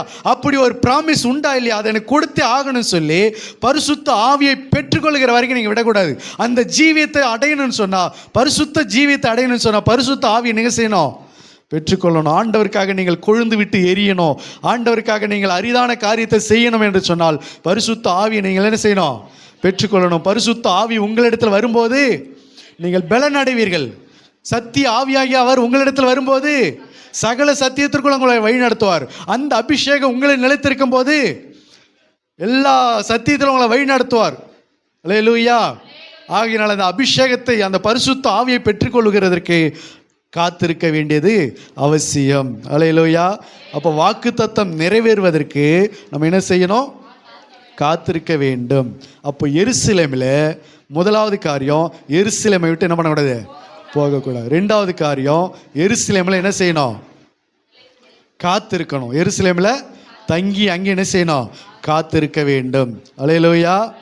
அடுத்தது எருசலேமில் இருந்து என்ன செய்ய வேண்டும்? அப்போஸ்தலர் 5:28 வாசிக்கலாம். அப்போஸ்தலர் 5:28. நீங்கள் அந்த நாமத்தை குறித்து போதகம் பண்ணக்கூடாது என்று நீங்கள் இயேசு கிறிஸ்துவின் நாமத்தை குறித்து போதகம் பண்ணக்கூடாது என்று நாங்கள் உறுதியாய் கட்டளையிடவில்லையா? அப்படி இருந்தும் இதோ எருசலேமை உங்கள் போதகத்தினாலே நிரப்பி அந்த மனுஷனுடைய இரத்த பழியை எங்கள் மேல் சுமத்த வேண்டும் என்கிறீர்கள் என்று சொன்னார். அல்லேலூயா. இங்க என்ன செய்றாங்க? எருசலேமை உங்கள் போதகத்தினாலே நீங்கள் நிரப்பி இருக்கிறீங்க அப்படின்னு சீஷர்களை பார்த்து சொல்றாங்க. எருசலேமை சீஷர்கள் என்ன செஞ்சாங்களாம்? போதகத்தினாலே நிரப்பினார்கள். அல்லேலூயா. இதோ எருசலேமை உங்கள் போதகத்தினாலே நிரப்பி அந்த மனுஷனுடைய இரத்தப்பழி எங்கள் மேலே திருப்பினாலும் பார்க்குறீங்களான்னு கேட்டாங்க. அப்போ இதுல இருந்து என்ன தெரியுது? சீஷர்கள் எருசலேமை போதகத்தினாலே நிரப்பினார்கள். அல்லேலூயா. இப்போ அடுத்த காரியம் என்னவா இருக்கிறது? எருசலேமை என்ன செய்யணும்? எருசலேமில் என்ன செய்யணும்? போதகத்தினாலே நிரப்ப வேண்டும். அல்லேலூயா. அப்போ எருசலேம் என்பது உங்களுடைய குடும்பம், கர்த்தர் உங்களுக்கென்று வைத்த குடும்பம், உங்கள் வாழ்க்கை. அப்போ அந்த எருசலேமை என்னவா, எதனால நிரப்பணும்? போதகத்தினாலே நிரப்பணும். கர்த்தருடைய வார்த்தை பாடுகிறது, துதிக்கிறது, ஆராதிக்கிறது, ஜெபிக்கிறது, வசனத்தை பேசுறது, சத்தியத்தின்படி நடக்கிறது. அப்போ எருசலேம் முழுக்க முழுக்க முழுக்க எதினால நிரம்பணும்? பாவத்தினாலவா போதகத்தினாலவா? சில குடும்பம் ஃபுல்லாக பொய்யினால நிரம்பி இருக்குது, சில குடும்பம் பாவத்தினால நிரம்பி இருக்குது, சில குடும்பம் பலவிதமான காரியங்களினால நிரம்பி இருக்கிறது, சில குடும்பம் வெறும் சண்டையாகவே நிரம்பி இருக்கிறது. சண்டைக்காரியுடைய வீட்டில் குடியிருப்பதை பார்க்கலாம், வனாந்தரத்துக்கு ஓடி போகலாமான்ற மாதிரி சில குடும்பத்தில் பார்த்தீங்கன்னா ஃபுல்லாக என்னவா இருக்குது? சண்டை. சில குடும்பத்தில் பார்த்தீங்கன்னா ஃபுல்லாக வியாதி, சில குடும்பத்தில் பார்த்தீங்கன்னா ஃபுல்லாக வாக்குவாதங்கள், சில குடும்பத்தில் ஃபுல்லாக கண்ணீர், நஷ்டம், எனி டைம் பிரச்சனை பிரச்சனை பிரச்சனை பிரச்சனை. ஆனால் எருசலேமை உங்கள் போதகத்தினாலே நீங்கள் நிரப்ப வேண்டும். அல்லேலூயா. எப்படி நிரப்ப வேண்டும்? உபாகமம் 6:6 வாசிக்கலாம். உபாகமம் 6:6, 7, 8, 9 வாசிங்க. இன்று நான் உனக்கு கட்டளையிடுகிற இந்த வார்த்தைகள் உன் இருதயத்தில் இருக்க கடவது. நீ அவைகளை உன் பிள்ளைகளுக்கு கருத்தாய் போதித்து நீ உன் வீட்டில் உட்கார்ந்திருக்கும் பொழுதும் வீட்டில் உட்கார்ந்திருக்கிற போதும் வழியில் நடக்கிற பொழுதும் படுத்துக் கொள்கிற பொழுதும் எழுந்திருக்கிற பொழுதும் அவைகளை குறித்து பேசி அவைகளை உன் கைகள் வீட்டில் உட்கார்ந்திருக்கிற போதும், அடுத்தது படுத்திருக்கிற பொழுதும் கூட பேசணும். உட்கார்ந்து இருக்கும் போதும் பேசணும். எதை பேசணும்? வீட்டில் உட்கார்ந்துட்டு இருக்க என்ன பேசுகிறோம்? நாளைக்கு எங்கே போகலாம், நாளைக்கு எந்த கல்யாணத்துக்கு போகலாம், எங்கேயாவது வெளியில் சுற்றி பார்க்க போகலாமா, டூர் பார்க்க போகலாமா, வேறு எங்கேயாவது போகலாமா? அப்படி இல்லை. வீட்டில் உட்கார்ந்துருக்கிற போது எதை பற்றி பேசணும்? ஆண்டவரை பற்றி பேசுங்க, வசனத்தை பற்றி பேசுங்க, சபையை பற்றி பேசுங்க, ஊழியத்தை பற்றி பேசுங்க. இந்த வாரம் என்ன பிரசங்கம் நடந்துச்சு சபையில் பேசுங்க. ஜெபம் பண்ணிங்கள பேசுங்க. அல்லேலூயா. தம்பி மனோவா கூட பைக்கில் போகும்போது வசனம் பேசிகிட்டு இருக்கும்போது அவன் கேட்டான் என்ன, பாஸ்டர் எப்போ பார்த்தாலும் வசனமாகவே பேசினீங்க, போர் அடிக்குது பாஸ்டர்ன்றான். அந்தமாரி சில பேருக்கு போர் அடிக்குது இல்லையா? அப்படி இல்லை. வீட்டில் உட்கார்ந்துருக்கிற போதும் யாரை பற்றி பேசுங்க? கர்த்தரை பற்றி பேசுங்க. குடும்ப கதையை பேசுங்க, உங்கள் குடும்ப சம்பவத்தை பேசுங்க, உங்கள் பிள்ளைகளுக்குரிய காரியத்தை பேசுங்க, உங்களுடைய வருமானத்தை பற்றி பேசுங்க, உங்களுடைய உறவு காரியத்தை பற்றி பேசுங்க. அதுவும் அதை விட எது அதிகமாக இருக்கணும்? கர்த்தரை குறித்து அதிகமாக பேசுங்க. எந்நேரமும் அதிலே மூழ்கிடாதீங்க. உலக காரியத்தை பேசுறதுல என்ன செஞ்சிடாதீங்க, அதிலே மூழ்கிடாதீங்க. யார் வீட்டு கதையாவது பேசுறதுல மூழ்கிடாதீங்க. எருசலேமை பற்றி, ஆண்டவருடைய சமூகத்தை பற்றி, கர்த்தருடைய நீதி நியாயத்தை பற்றி வீட்டில் உட்கார்ந்துருக்கிற போது பேசுங்க. அப்புறம் படுத்திருக்கிற போதும் பேசுங்க, எழுந்திருக்கிற போதும் பேசுங்க. அவைகளை குறித்து பேசி, படுத்திருக்கிற போது செல்லா பார்த்துன்னு இருக்காதீங்க, உட்கார்ந்துட்டு இருக்கும் போதும் செல்லா பார்த்துட்டு இருக்காதீங்க, படுத்திருக்கிற போதும் கர்த்தரை பேசுங்க. அல்லேலூயா, அல்லேலூயா. புரியுதுங்களா உங்களுக்கு? படுத்திருக்கிற போதும் பைபிள் படிங்க. இப்போ தான் மொபைல் ஆப்லாம் நிறைய வந்துருச்சு. நீங்கள் மொபைலில் வச்சுக்கிட்டே என்ன பண்ணலாம்? படுத்துக்கிட்டே எதையோ பார்க்குறத விட படுத்துக்கிட்டே என்ன படிக்கலாம்? பைபிளை படிக்கலாம். உட்கார்ந்து கொண்டு தான் பைபிளை படிக்கணும் கிடையாது. நீங்கள் படுத்துட்டு இருக்கும்போது பைபிள் படிங்க. ஓ, அப்போ படுத்துக்கிட்டு எதையாவது பார்க்கலாமா? பார்க்க தேவையில்லை. கொஞ்ச நேரம் பார்த்தோமா, அதோட விட்டு அடுத்தது என்ன செய்யணும்? படுத்துக்கிட்டு சமையல் குறிப்பாக பார்த்துட்டு இருக்குது, ஆன்லைனில் இன்னும் புதுசாக ஆர்டர் பண்ணலான்னு பார்க்குறது, அப்புறம் என்னென்ன பண்ணுறாங்கன்னு பார்க்குறது, என்னென்ன டான்ஸ் ரீல்ஸ்லாம் போடுறாங்கன்னு பார்க்குறது, அதெல்லாம் வேண்டாம். படுத்துக்கிட்டாவது உட்காந்துக்கிட்டாவது என்ன பண்ணுங்க? ஆண்டவரை பற்றி பேசுங்க, அதை பாருங்க, படிங்க, ஏதாவது பண்ணுங்க. அடுத்தது எழுந்திருக்கிற போதும் அவைகளை குறித்து பேசி அவைகளை உன் கையின் மேல் அடையாளமாக கட்டிக்கொள்வாயாக. அவைகள் அதோட மட்டும் இல்லை, அவைகளை உன் கையில் என்ன செய்ய? அடையாளமா கட்டி டேட்டு போட்டுக்காத. இன்னைக்கு நிறைய பேர் என்ன பண்றாங்க? டேட்டு போட்டுக்கிறாங்க, பச்சை குத்திக்கிறாங்க. நெஞ்சில், முதுகில், கழுத்தில், மண்டையில், கையில், காலில், எங்கெங்கோ குத்திக்கிறாங்க, எதையோ குத்திக்கிறாங்க. சினிமா நடிகர்களை, அரசியல்வாதிகளை, மாடல் உலகத்தில் இருக்கிறவங்கள, ஃபேஷன் மனிதர்களை, அந்த உள்ள ட்ரெண்ட் ஆகிற காரியத்தை இதெல்லாம் இன்னைக்கு என்ன பண்ணிக்கிறாங்க? கையில் பச்சை குத்திக்கிறாங்க. ஆனால் ஆண்டவர் சொல்கிறாரு, உங்கள் கையில் நீங்கள் எதை கட்டி கொள்ளுங்க? வசனத்தை கட்டி கொள்ளுங்க. கட்ட முடிஞ்சா கட்டி கொள்ளுங்க. அல்லேலூயா, அல்லேலூயா. அடுத்தது, நடுவே உன் கண்களுக்கு நடுவே ஞாபக குறியாக இருக்க கடவது. ஐப்ரோ எடுக்காத, உன் கண்களுக்கு நடுவே எது இருக்கட்டும்? வசனம் இருக்கட்டும். அல்லேலூயா. எப்பவுமே உன் கண்களுக்கு நடுவில் எப்பவுமே ஆண்டவருடைய வார்த்தைகளை நினைத்தள்ளி அந்த வழியில் நடக்க பாரு. எப்பவுமே கண்ணாடி வச்சுக்கிட்டு என்ன பண்ணலாம் அப்படியே பார்த்துட்டு இருக்காது. அல்லேலூயா. புரியுதுங்களா நான் சொல்கிறது? எத்தனை பேருக்கு புரியுது? கர்த்தருடைய அதிகமாக வார்த்தைகள் அதிகமாக முக்கியத்துவம் கொடுங்க என்பதுதான் இந்த சத்தியம். வாசிங்க அடுத்தது. அவைகளை உன் வீட்டு நிலைகளிலும், உன் வாசல்களிலும். இதெல்லாம் ஆல்ரெடி இருக்குது இல்லையா? வாசலில் வசனம் ஓட்டியிருக்கோம், கதவுகளில் வசனம் ஓட்டியிருக்கோம், பைக்கில் வசனம் ஓட்டியிருக்கோம், பீரோவில் வசனம் ஓட்டியிருக்கோம். எல்லா இடங்களிலும் வீடுகளில் போய் சுற்றி பார்த்தா ஃபுல்லாக என்னவா இருக்குது? அது ஓகே, அது ஒன்று நடக்குது தவறாமல். அடுத்தது, கர்த்தர் உனக்கு கொடுப்பேன் என்று ஆபிரகாம், ஈசாக்கு, யாக்கோபு என்பவர்களாகிய உன் பிதாக்களுக்கு ஆணையிட்டு கொடுத்த தேசத்தில் உன்னை பிரவேசிக்கும் பண்ணும் பொழுதும் நீ கட்டாத வசதியான பெரிய பண்டங்களையும் நீ நிரம்பாத சகல நல்ல வஸ்துக்களாலும் நிரம்பிய வீடுகளையும் நீ வெட்டாமல் வெட்டப்பட்டிருக்கிற துறவுகளையும் நீ நடாத திராட்சை தோட்டங்களையும் ஒலிவ தோப்புகளையும் அவர் உனக்கு கொடுப்பதினால் நீ சாப்பிட்டு திருப்தியாகும் பொழுதும் நீ அடிமையாயிருந்த போதும், இது நிறைய போகுது. சரி, கவனிங்க. ஆகினால நீ உட்கார்ந்திருக்கிற போதும், எழுந்திருக்கிற போதும், படுத்திருக்கிற போதும், நடக்கிற போதும், வீட்டு நிலைக்காலிகளிலும், உன் கைகளிலும், உன் நெற்றியிலும், உன்னுடைய எல்லா பகுதிகளிலும் எது நிரம்பி இருக்கணும்? வசனத்தினால நிரம்பி இருக்கணும். அதுதான் சங்கீதக்காரன் சொல்றாரு, இரவும் பகலும் கர்த்தருடைய வேதத்தில் தியானமா இருக்கிற மனுஷன் பாக்கியவான். பாத்ரூம்ல போய் குளிக்கிறீங்களா? வசனத்தை சிந்தனை பண்ணிக்கிட்டே இருங்க, வசனத்தை தியானம் பண்ணிக்கிட்டே இருங்க. பைபிளை வச்சுட்டு படிச்சுட்டு தான் இருக்கணும்னு கிடையாது. அதுக்காக இதை விட்டுட்டு அங்கே போய் உட்காந்து இருக்காதிங்க. நான் சொல்கிறது நல்லா பகுத்தறிந்து கொள்ளுங்க. பாஸ்ட் வந்து பாத்ரூமில் குளிக்கும் போதே என்ன பண்ணிடலாம்? வசனம் படிக்கலாம்னு சொல்லிக்கிறேன். அதனால் நான் பைபிளை எடுத்து படிக்கிறது இல்லை. அப்படி வந்து அந்த முடிக்கு வந்துடாதீங்க. பைபிளை எடுத்து படிங்க, பைபிளில் அதிகமாக ரீடிங் பண்ணுங்கள், டைமை செலுத்துங்க. எப்போவுமே பைக்கில் போனாலும், பஸ்ஸில் போனாலும், ட்ரெயினில் போனாலும், கல்யாணத்துக்கு போனாலும், பாத்ரூமில் குளித்தாலும், எங்கேயாவது வெளியில் யாராவது நண்பர்கள் கூட இருந்தாலும் உங்களுடைய சிந்தனைகள் மாத்திரம் எங்கே இருக்கட்டும்? உங்கள் பொக்கிஷம் எங்கே இருக்கிறதோ அங்கே உங்கள் இருதயம் இருக்கும் என்று ஆண்டவர் சொன்னது போல உங்கள் பொக்கிஷம் கர்த்தருடைய போதகத்தில் நிரம்பி இருக்கட்டும், அங்கே உங்கள் இருதயமும் இருக்கட்டும். அதை தான் சொல்கிறாரு. இப்படி வாழ்கிற வாழ்க்கை தான் இரவும் பகலும் தியானம் பண்ணுகிற வாழ்க்கை. அல்லேலூயா. அந்த வாழ்க்கை தான் எருசலேமை போதகத்தினால் நிரப்பின வாழ்க்கை. இப்போ எருசலேம் முழுக்க என்னவா இருக்கணும்? போதகத்தினால் நிரம்பி இருக்கணும். வீட்டில் எப்போ பார்த்தாலும் பாட்டு ஓடணும், ஜெபிக்கணும், வேதம் வாசிக்கணும். இந்த மாதிரி காரியங்கள் அதிகமாக என்ன பண்ணுங்க? ஈடுபடுங்க. சண்டை எப்போது ஒரு முறை வந்தால் பார்த்துங்க, அட்ஜஸ்ட் பண்ணிங்க. பைபிள் படிக்கிறது கொஞ்சம், சண்டை அடிக்கிறது அதிகம். அப்படி இருக்கக்கூடாது. வாக்குவாதம் பண்ணுறது அதிகம், பிரச்சனை அதிகம். அப்படி இருக்கக்கூடாது. பைபிளை எவ்வளோவுக்கு எவ்வளோ, ஆண்டவர் சமூகத்தை எவ்வளோவுக்கு எவ்வளோ குறைக்கிறீங்களோ அவ்வளோவுக்கு எவ்வளோ பிரச்சனை அதிகமாகும்.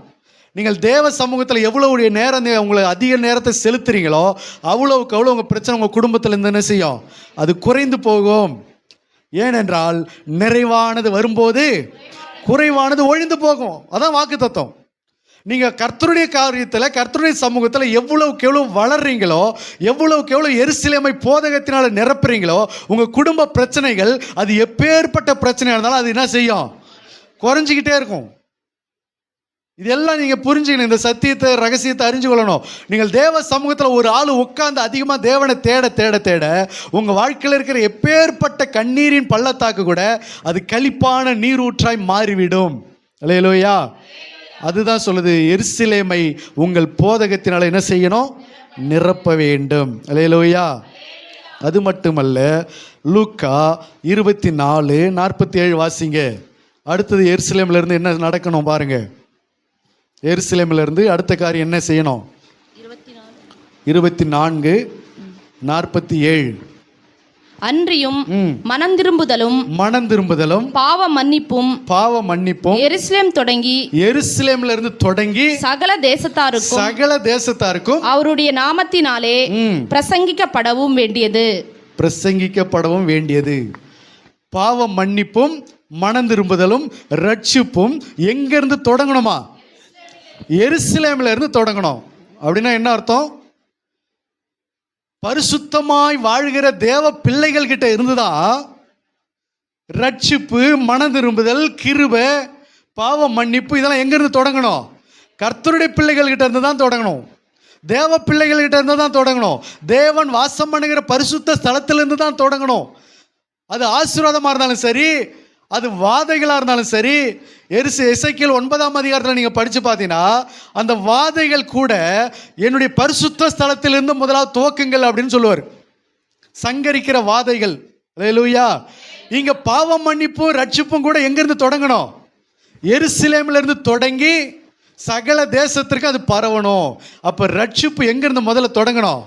எருசலேம்ல இருந்து தொடங்கணும். உன் வீட்டுக்கு ஆசீர்வாதம் எங்கேருந்து தொடங்கணும்? ஜெபிக்கிற உங்ககிட்ட இருந்தால் தொடங்கணும். ரட்சிப்பு உங்ககிட்ட இருந்தால் பரவணும் உன் குடும்பத்துக்கு. அல்லேலூயா. பரிசுத்தம், நீதி, உண்மை எல்லாம் உன்கிட்ட இருந்தால் அவன் குடும்பத்துக்கு பரவணும். உன்கிட்ட இருந்தால் அவன் குடும்பம் ரட்சிக்கப்படணும். அதனால தான் சகேயு பார்த்து சொன்னார், இன்றைக்கு இந்த வீட்டுக்கு ஏன் சகேயு குடும்ப தலைவனாக இருந்தால் அவன் ரட்சிக்கப்பட்டு மனம் திரும்பி ரட்சிக்கப்பட்ட உடனே அந்த வீட்டுக்கு என்ன ஆகுது? ரட்சிப்பு பரவுகிறது. அதைத்தான் பவுலும் சீலாவும் சொன்னாங்க. சிறைச்சாலை அதிகாரியை பார்த்து, கர்த்தராகிய இயேசு கிறிஸ்துவை நீ விசுவாசி, அப்பொழுது நீயும் உன் வீட்டாரும் ரட்சிக்கப்படுகிற. ஆண்டவமாரே, ரட்சிக்கப்படுவதற்கு நான் என்ன செய்யணும்னு கேட்டான்ல, அப்போ அவங்கிட்ட இருந்து தான் தொடங்குது. எவன் ரட்சிக்கப்படுவதற்கு வகை தேடினானோ, எவன் இயேசுவை பார்க்க வகை தேடினானோ, எவன் ஆசீர்வதிக்கப்பட வகை தேடினானோ, அவன் மூலமாக தான் ரட்சிப்பு என்ன செய்யப்படுது? பரவப்படுகிறது. அதனால தான் சொல்றாரு, பாவ மன்னிப்பும் ரட்சிப்பும் எருசலேமிலிருந்து தொடங்கட்டும் அப்படின்றாரு. இப்போ இதுல இருந்து என்ன தெரியுது? இது என்ன சத்தியத்தை சொல்லுது? கர்த்தருடைய பிள்ளைகளாகிய நம்மகிட்ட இருந்து தான், சபையில இருந்து தான் சமுதாயத்துக்கு ரட்சிப்பு பரவுது. குடும்பத்திலிருந்து தான் ரட்சிப்பு வெளியில பரவுது. ஒரு தனிப்பட்ட ஜெபிக்கிற ஒரு ஆளுகிட்ட இருந்து தான் குடும்பத்துக்கே பரவுது. அல்லேலூயா. அப்போ இப்படி தான் தேசத்துக்கு பரவுது. ஒரு சபைக்குள்ள இருந்து தான் சமுதாயத்துக்கு பரவுது, சமுதாயத்துல இருந்து தான் தேசத்துக்கு பரவுது. அதுக்கு பேர் தான் எழுப்புதல். அதனால தான் சொல்லுது, ரட்சிப்போ, கிருபையோ, பாவ மன்னிப்போ, மனம் திரும்புதலோ, ஆசீர்வாதமோ, நன்மைகளோ, பரத்திலிருந்து வருகிற நன்மைகளோ, ஜோதிகளின் பிதாவினிடத்திலிருந்து வரக்கூடிய கிருபைகளோ, ஈவுகளோ எங்கிருந்து தொடங்குது? எருசலேம்ல இருந்து தொடங்குது. அல்லேலூயா. அப்போ எருசலேம்ல இருந்து எதை தொடக்கணும்? ரட்சிப்பை தொடக்கணும். அப்போ உங்ககிட்ட இருந்து தான் யார், உங்கள் வீட்டுக்காரர்கிட்ட, உங்கள் பிள்ளைகள்கிட்ட, உங்கள் குடும்பத்தை சேர்ந்த உறுப்பினர்கள்கிட்ட, உங்ககிட்ட இருந்து தான் என்ன செய்யணும்? ரட்சிப்பு பரவணும், ஆசீர்வாதம் பரவணும், தேவ கிருபைகள் பரவணும். அல்லேலூயா. ஓம் மூலமாக தான் அநேகருக்கு அது போகணும். அப்படி பரவி இருக்குதா? உங்கள் மூலமாக உங்கள் குடும்பத்தில் எல்லாருக்கும், உங்கள் குடும்பத்தை சுற்றி உள்ள எல்லாருக்கும், மற்றவர்களுக்கு அந்த கிருபையில் நீங்கள் அந்த எருசலேமை விட்டு என்ன செய்யக்கூடாது? போகக்கூடாது. அல்லேலூயா. அடுத்தது எருசலேமில் என்ன செய்ய வேண்டும்? வாசிக்கலாம். மத்தேயு 16:21. அது முதல் இயேசு தாம் எருசலேமுக்கு போய் மூப்பராலும் பிரதான ஆசிரியராலும் வேதபாரகராலும் பிரதான ஆசாரியராலும் பல பாடுகள் பட்டு கொலையுண்டு 3ஆம் நாளில் எழுந்திருக்க வேண்டும் என்பதை. பாடுபட்டு கொலையுண்டு 3ஆம் நாளில் எழுந்திருக்க வேண்டும். அதுக்கு முதல் வார்த்தை என்ன சொல்லுது? எருசலேமுக்கு போய். மறுபடியும் மூப்பராலும், எருசலேமுக்கு போய் மூப்பராலும் பிரதான ஆசாரியர்கள் இவர்களால பாடுபட்டு கொலையுண்டு 3ஆம் நாளில் எழுந்திருக்க வேண்டும். எங்க போய் மரிக்கணுமா? எங்க போய் பாடுபடணுமா? அல்லேலூயா, அல்லேலூயா. எருசலேமுக்கு போய் தான் இதெல்லாம் நடக்கணுன்றாரு. எங்க போகணும்? எருசலேமுக்கு போய். அப்போ எருசலேமில் இருந்தால் இதெல்லாம் நடக்கணும். அப்போ பாடு அனுபவிப்பதும் மரிப்பதும் சோதிக்கப்பட வேண்டியதும் எருசலேமில் தான். சோதனைகள் கூட எங்கே தான் நடந்துச்சு? எருசலேமில் தான் நடந்துச்சு. வாசிங்க அந்த வசனத்தை, லூக்கா 4:9. அவருக்கு சோதனைகள் எங்கே நடந்தது பாருங்க. பிசாசானவன் அவர் எங்கே கூட்டிகிட்டு போய் எப்படி சோதிக்கிறான் பாருங்க. அப்பொழுது அவன் அவரை எருசலேமுக்கு கொண்டு போய் தேவாலயத்தின் உப்பரிகையின் மேல் சோதித்தான். அல்லேலூயா. அப்போ பாடுபடுவது, சோதிக்கப்படுவது, மரணிப்பது, மரித்து போவது, மறுபடியும் உயிர் தெழுவது, இதெல்லாம் எங்க நடக்கணும்? எருசலேமில் நடக்கணும். அப்படின்னா என்ன அர்த்தம்னா, கர்த்தருக்குள்ளதான் நீங்க பாடுபடணும். கிறிஸ்து இயேசுக்குள்ளதான் நீங்க பாடு அனுபவிக்கணும். கிறிஸ்து இயேசுவை விசுவாசிக்கிறதற்கு மாத்திரமல்ல, அவர் நிமித்தம் நமக்கு பாடு அனுபவிக்கவும் அருளப்பட்டிருக்கிறது என்ற வார்த்தையின்படி நீங்கள் பாடு அனுபவிச்சாலும் கூட கர்த்தருடைய நாமம் மகிமைக்கென்றுதான் என்ன செய்யணும்? பாடு அனுபவிக்கணும். எத்தனை பேருக்கு புரியுது? உலகத்துல திருடிட்டு அங்க அடி வாங்கக்கூடாது. நான் சொல்றது புரியுதா இல்லையா? உலகத்துல பாவத்தை செஞ்சுட்டு அங்க அடி வாங்கக்கூடாது. உலகத்தில் திருடிட்டு அங்கே அவமானப்படக்கூடாது. உலகத்தில் பாவத்தில் வாழ்ந்து தப்பு செஞ்சுட்டு உலகத்தால் கஷ்டப்பட்டு இருக்கக்கூடாது. நீ பாடு அனுபவிக்கிறது கூட நன்மை செய்து தான் என்ன செய்யணும்? பாடு அனுபவிக்கணும். யோபு எங்கே சோதிக்கப்பட்டான்? பரிசுத்தமாய் வாழ்ந்ததுனால சோதிக்கப்பட்டான். உத்தமமாய் வாழ்ந்ததுனால சோதிக்கப்பட்டான். அல்லேலூயா. ஆபிரகாம் எங்க சோதிக்கப்பட்டான்? கர்த்தருக்குள் சோதிக்கப்பட்டான். சுய இச்சையின்படி சோதிக்கப்படல. யோபு சோதிக்கப்பட்டதற்கு காரணம் சுய இச்சையில சிக்குண்டா சோதிக்கப்பட்டான், பாவத்தை செஞ்சா சோதிக்கப்பட்டான், அவன் கர்த்தருக்குள் சோதிக்கப்பட்டான். அல்லேலூயா.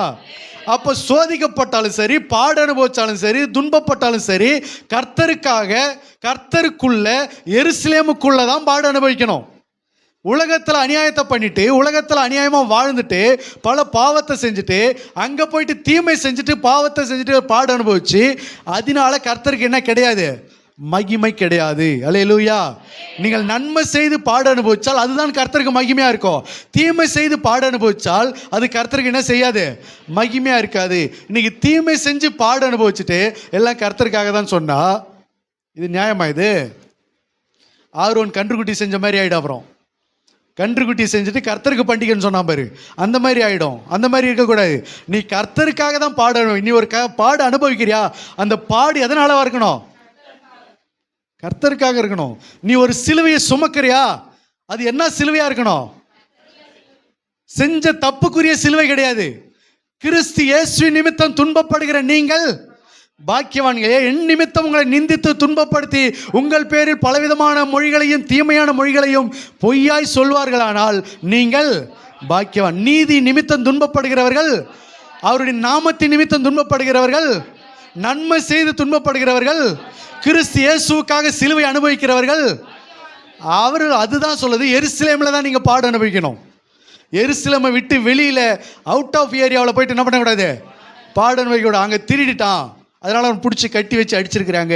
இங்கே பொய் சொல்லிட்டான், இங்கே ஏமாற்றிட்டான், அங்கே இந்த மாதிரி வாழ்க்கையை வாழ்ந்தான், அங்கே இந்த மாதிரி ஏமாற்றிட்டான், வஞ்சகம் பண்ணிட்டான், அதனால் அவங்க பிடிச்சி அடிக்கிறாங்க.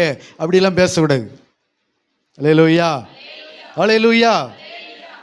உங்கள் அனுபவிக்கிற பாடு, உன் குடும்பத்தில் அனுபவிக்கிற பாடு, நீ அனுபவிக்கிற வேதனை, நீ அனுபவிக்கிற பிரச்சனை, நீ சந்திக்கிற போராட்டம் எல்லாமே எதுக்காக இருக்குன்னு தெரியுமா? ஒன்று ஆண்டவருக்காக, ஊழியத்துக்காக, சபைக்காக, சத்தியத்துக்காக, தேவனுடைய நாமத்தின் மகிமைக்காக, அவருடைய நாமத்தின் சாட்சிக்காக, அவரை பெருமைப்படுத்துகிறதுக்காக.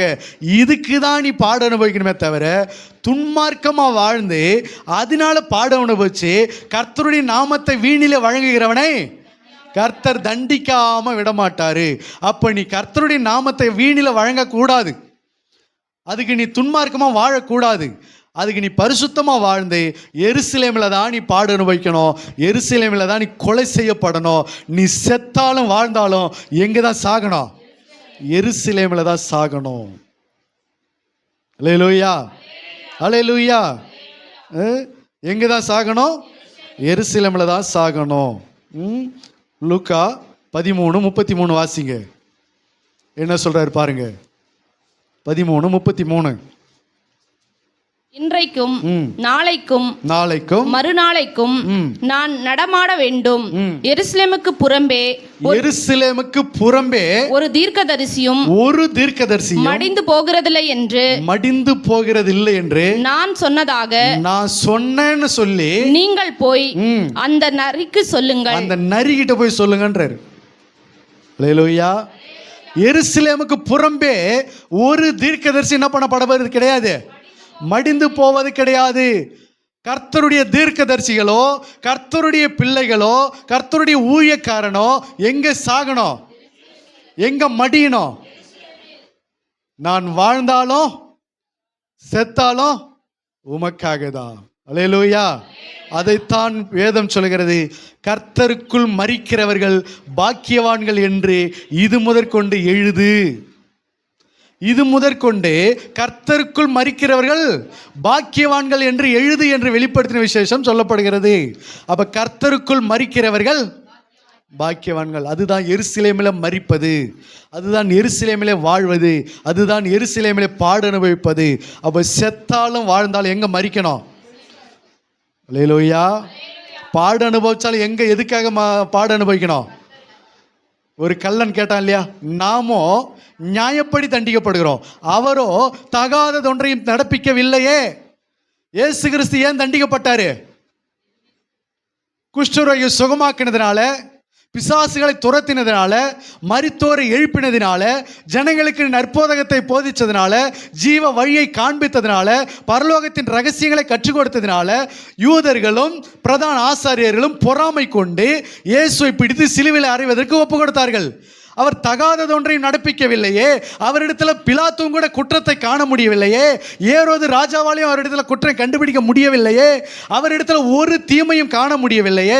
அப்போ இப்படி இருந்தும் ஏன் அவர் மரித்தார்? ஏன் அவர் சிலுவையில் அடிக்கப்பட்டார்? தகாததொன்றையும் நடப்பிக்கவில்லை. அவருடைய A to Z எல்லா வாழ்க்கையும் எங்கே அடங்கியிருந்தது?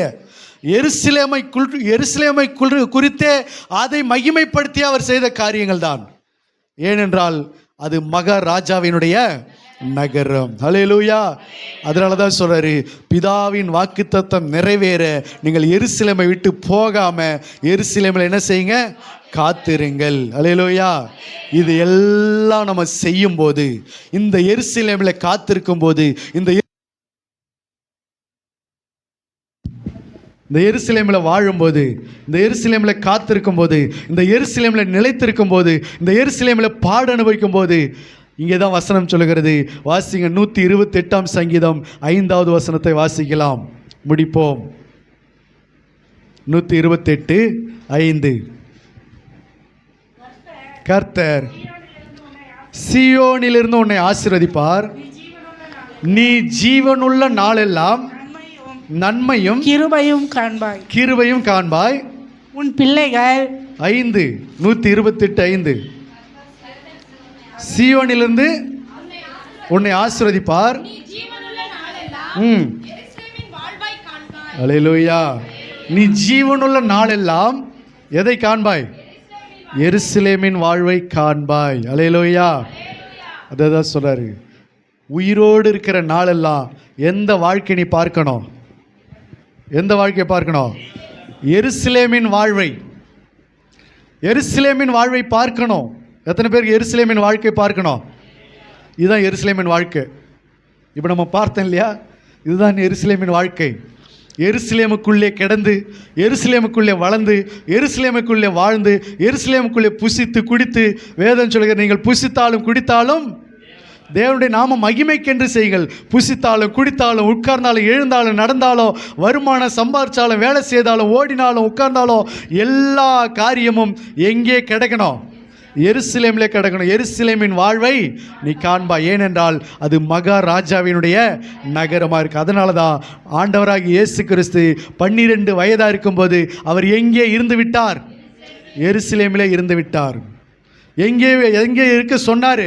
எருசலேமில் இருக்க சொன்னார். நீங்கள் பரிசுத்த ஆவி உங்களிடத்தில் வரும்போது நீங்கள் பலனடைந்து எருசலேமிலும் யூதேயாவிலும் சமாரியாவிலும் பூமியின் கடைசி பரியந்தம் எனக்கு சாட்சிகளாக இருப்பீர்கள். அப்போ முதல் சாட்சி எங்கே தொடங்கணும்? எருசலேமில் தொடங்கணும். ரட்சிப்பு எங்கேருந்து தொடங்கணும்? எருசலேமில் தொடங்கணும். ஆசீர்வாதம் எங்கேருந்து தொடங்கணும்? அதுக்கு நீ எருசலேமின் வாழ்வை பார்க்கணும்னு சொன்னால் ஆண்டவர் சொல்ல, எருசலேமை விட்டு என்ன பண்ணாத? போகாது. அல்லேலூயா. எருசலேமை விட்டு எங்கே போகாத? எரிகோவுக்கு போயிடாது. எரிகோவுக்கு போனால் மாட்டிக்கணுமா? அதனால் அப்படி போகாதீங்க. தயவு செஞ்சு யாரும் எருசலேமை விட்டு என்ன பண்ணிடாதீங்க? போயிடாதீங்க. கள்ளர் கையில் அகப்பட்டு கொள்ளாதீங்க. எருசலேமின் வாழ்வை பார்க்கணும்னு சொன்னால் மகாராஜாவினுடைய நகரத்தில் நீங்கள் தங்கி தாபரிப்பது நலமாக இருக்கும். கர்த்தர் உங்களை ஆசீர்வதிப்பாராக. ஆமேன்.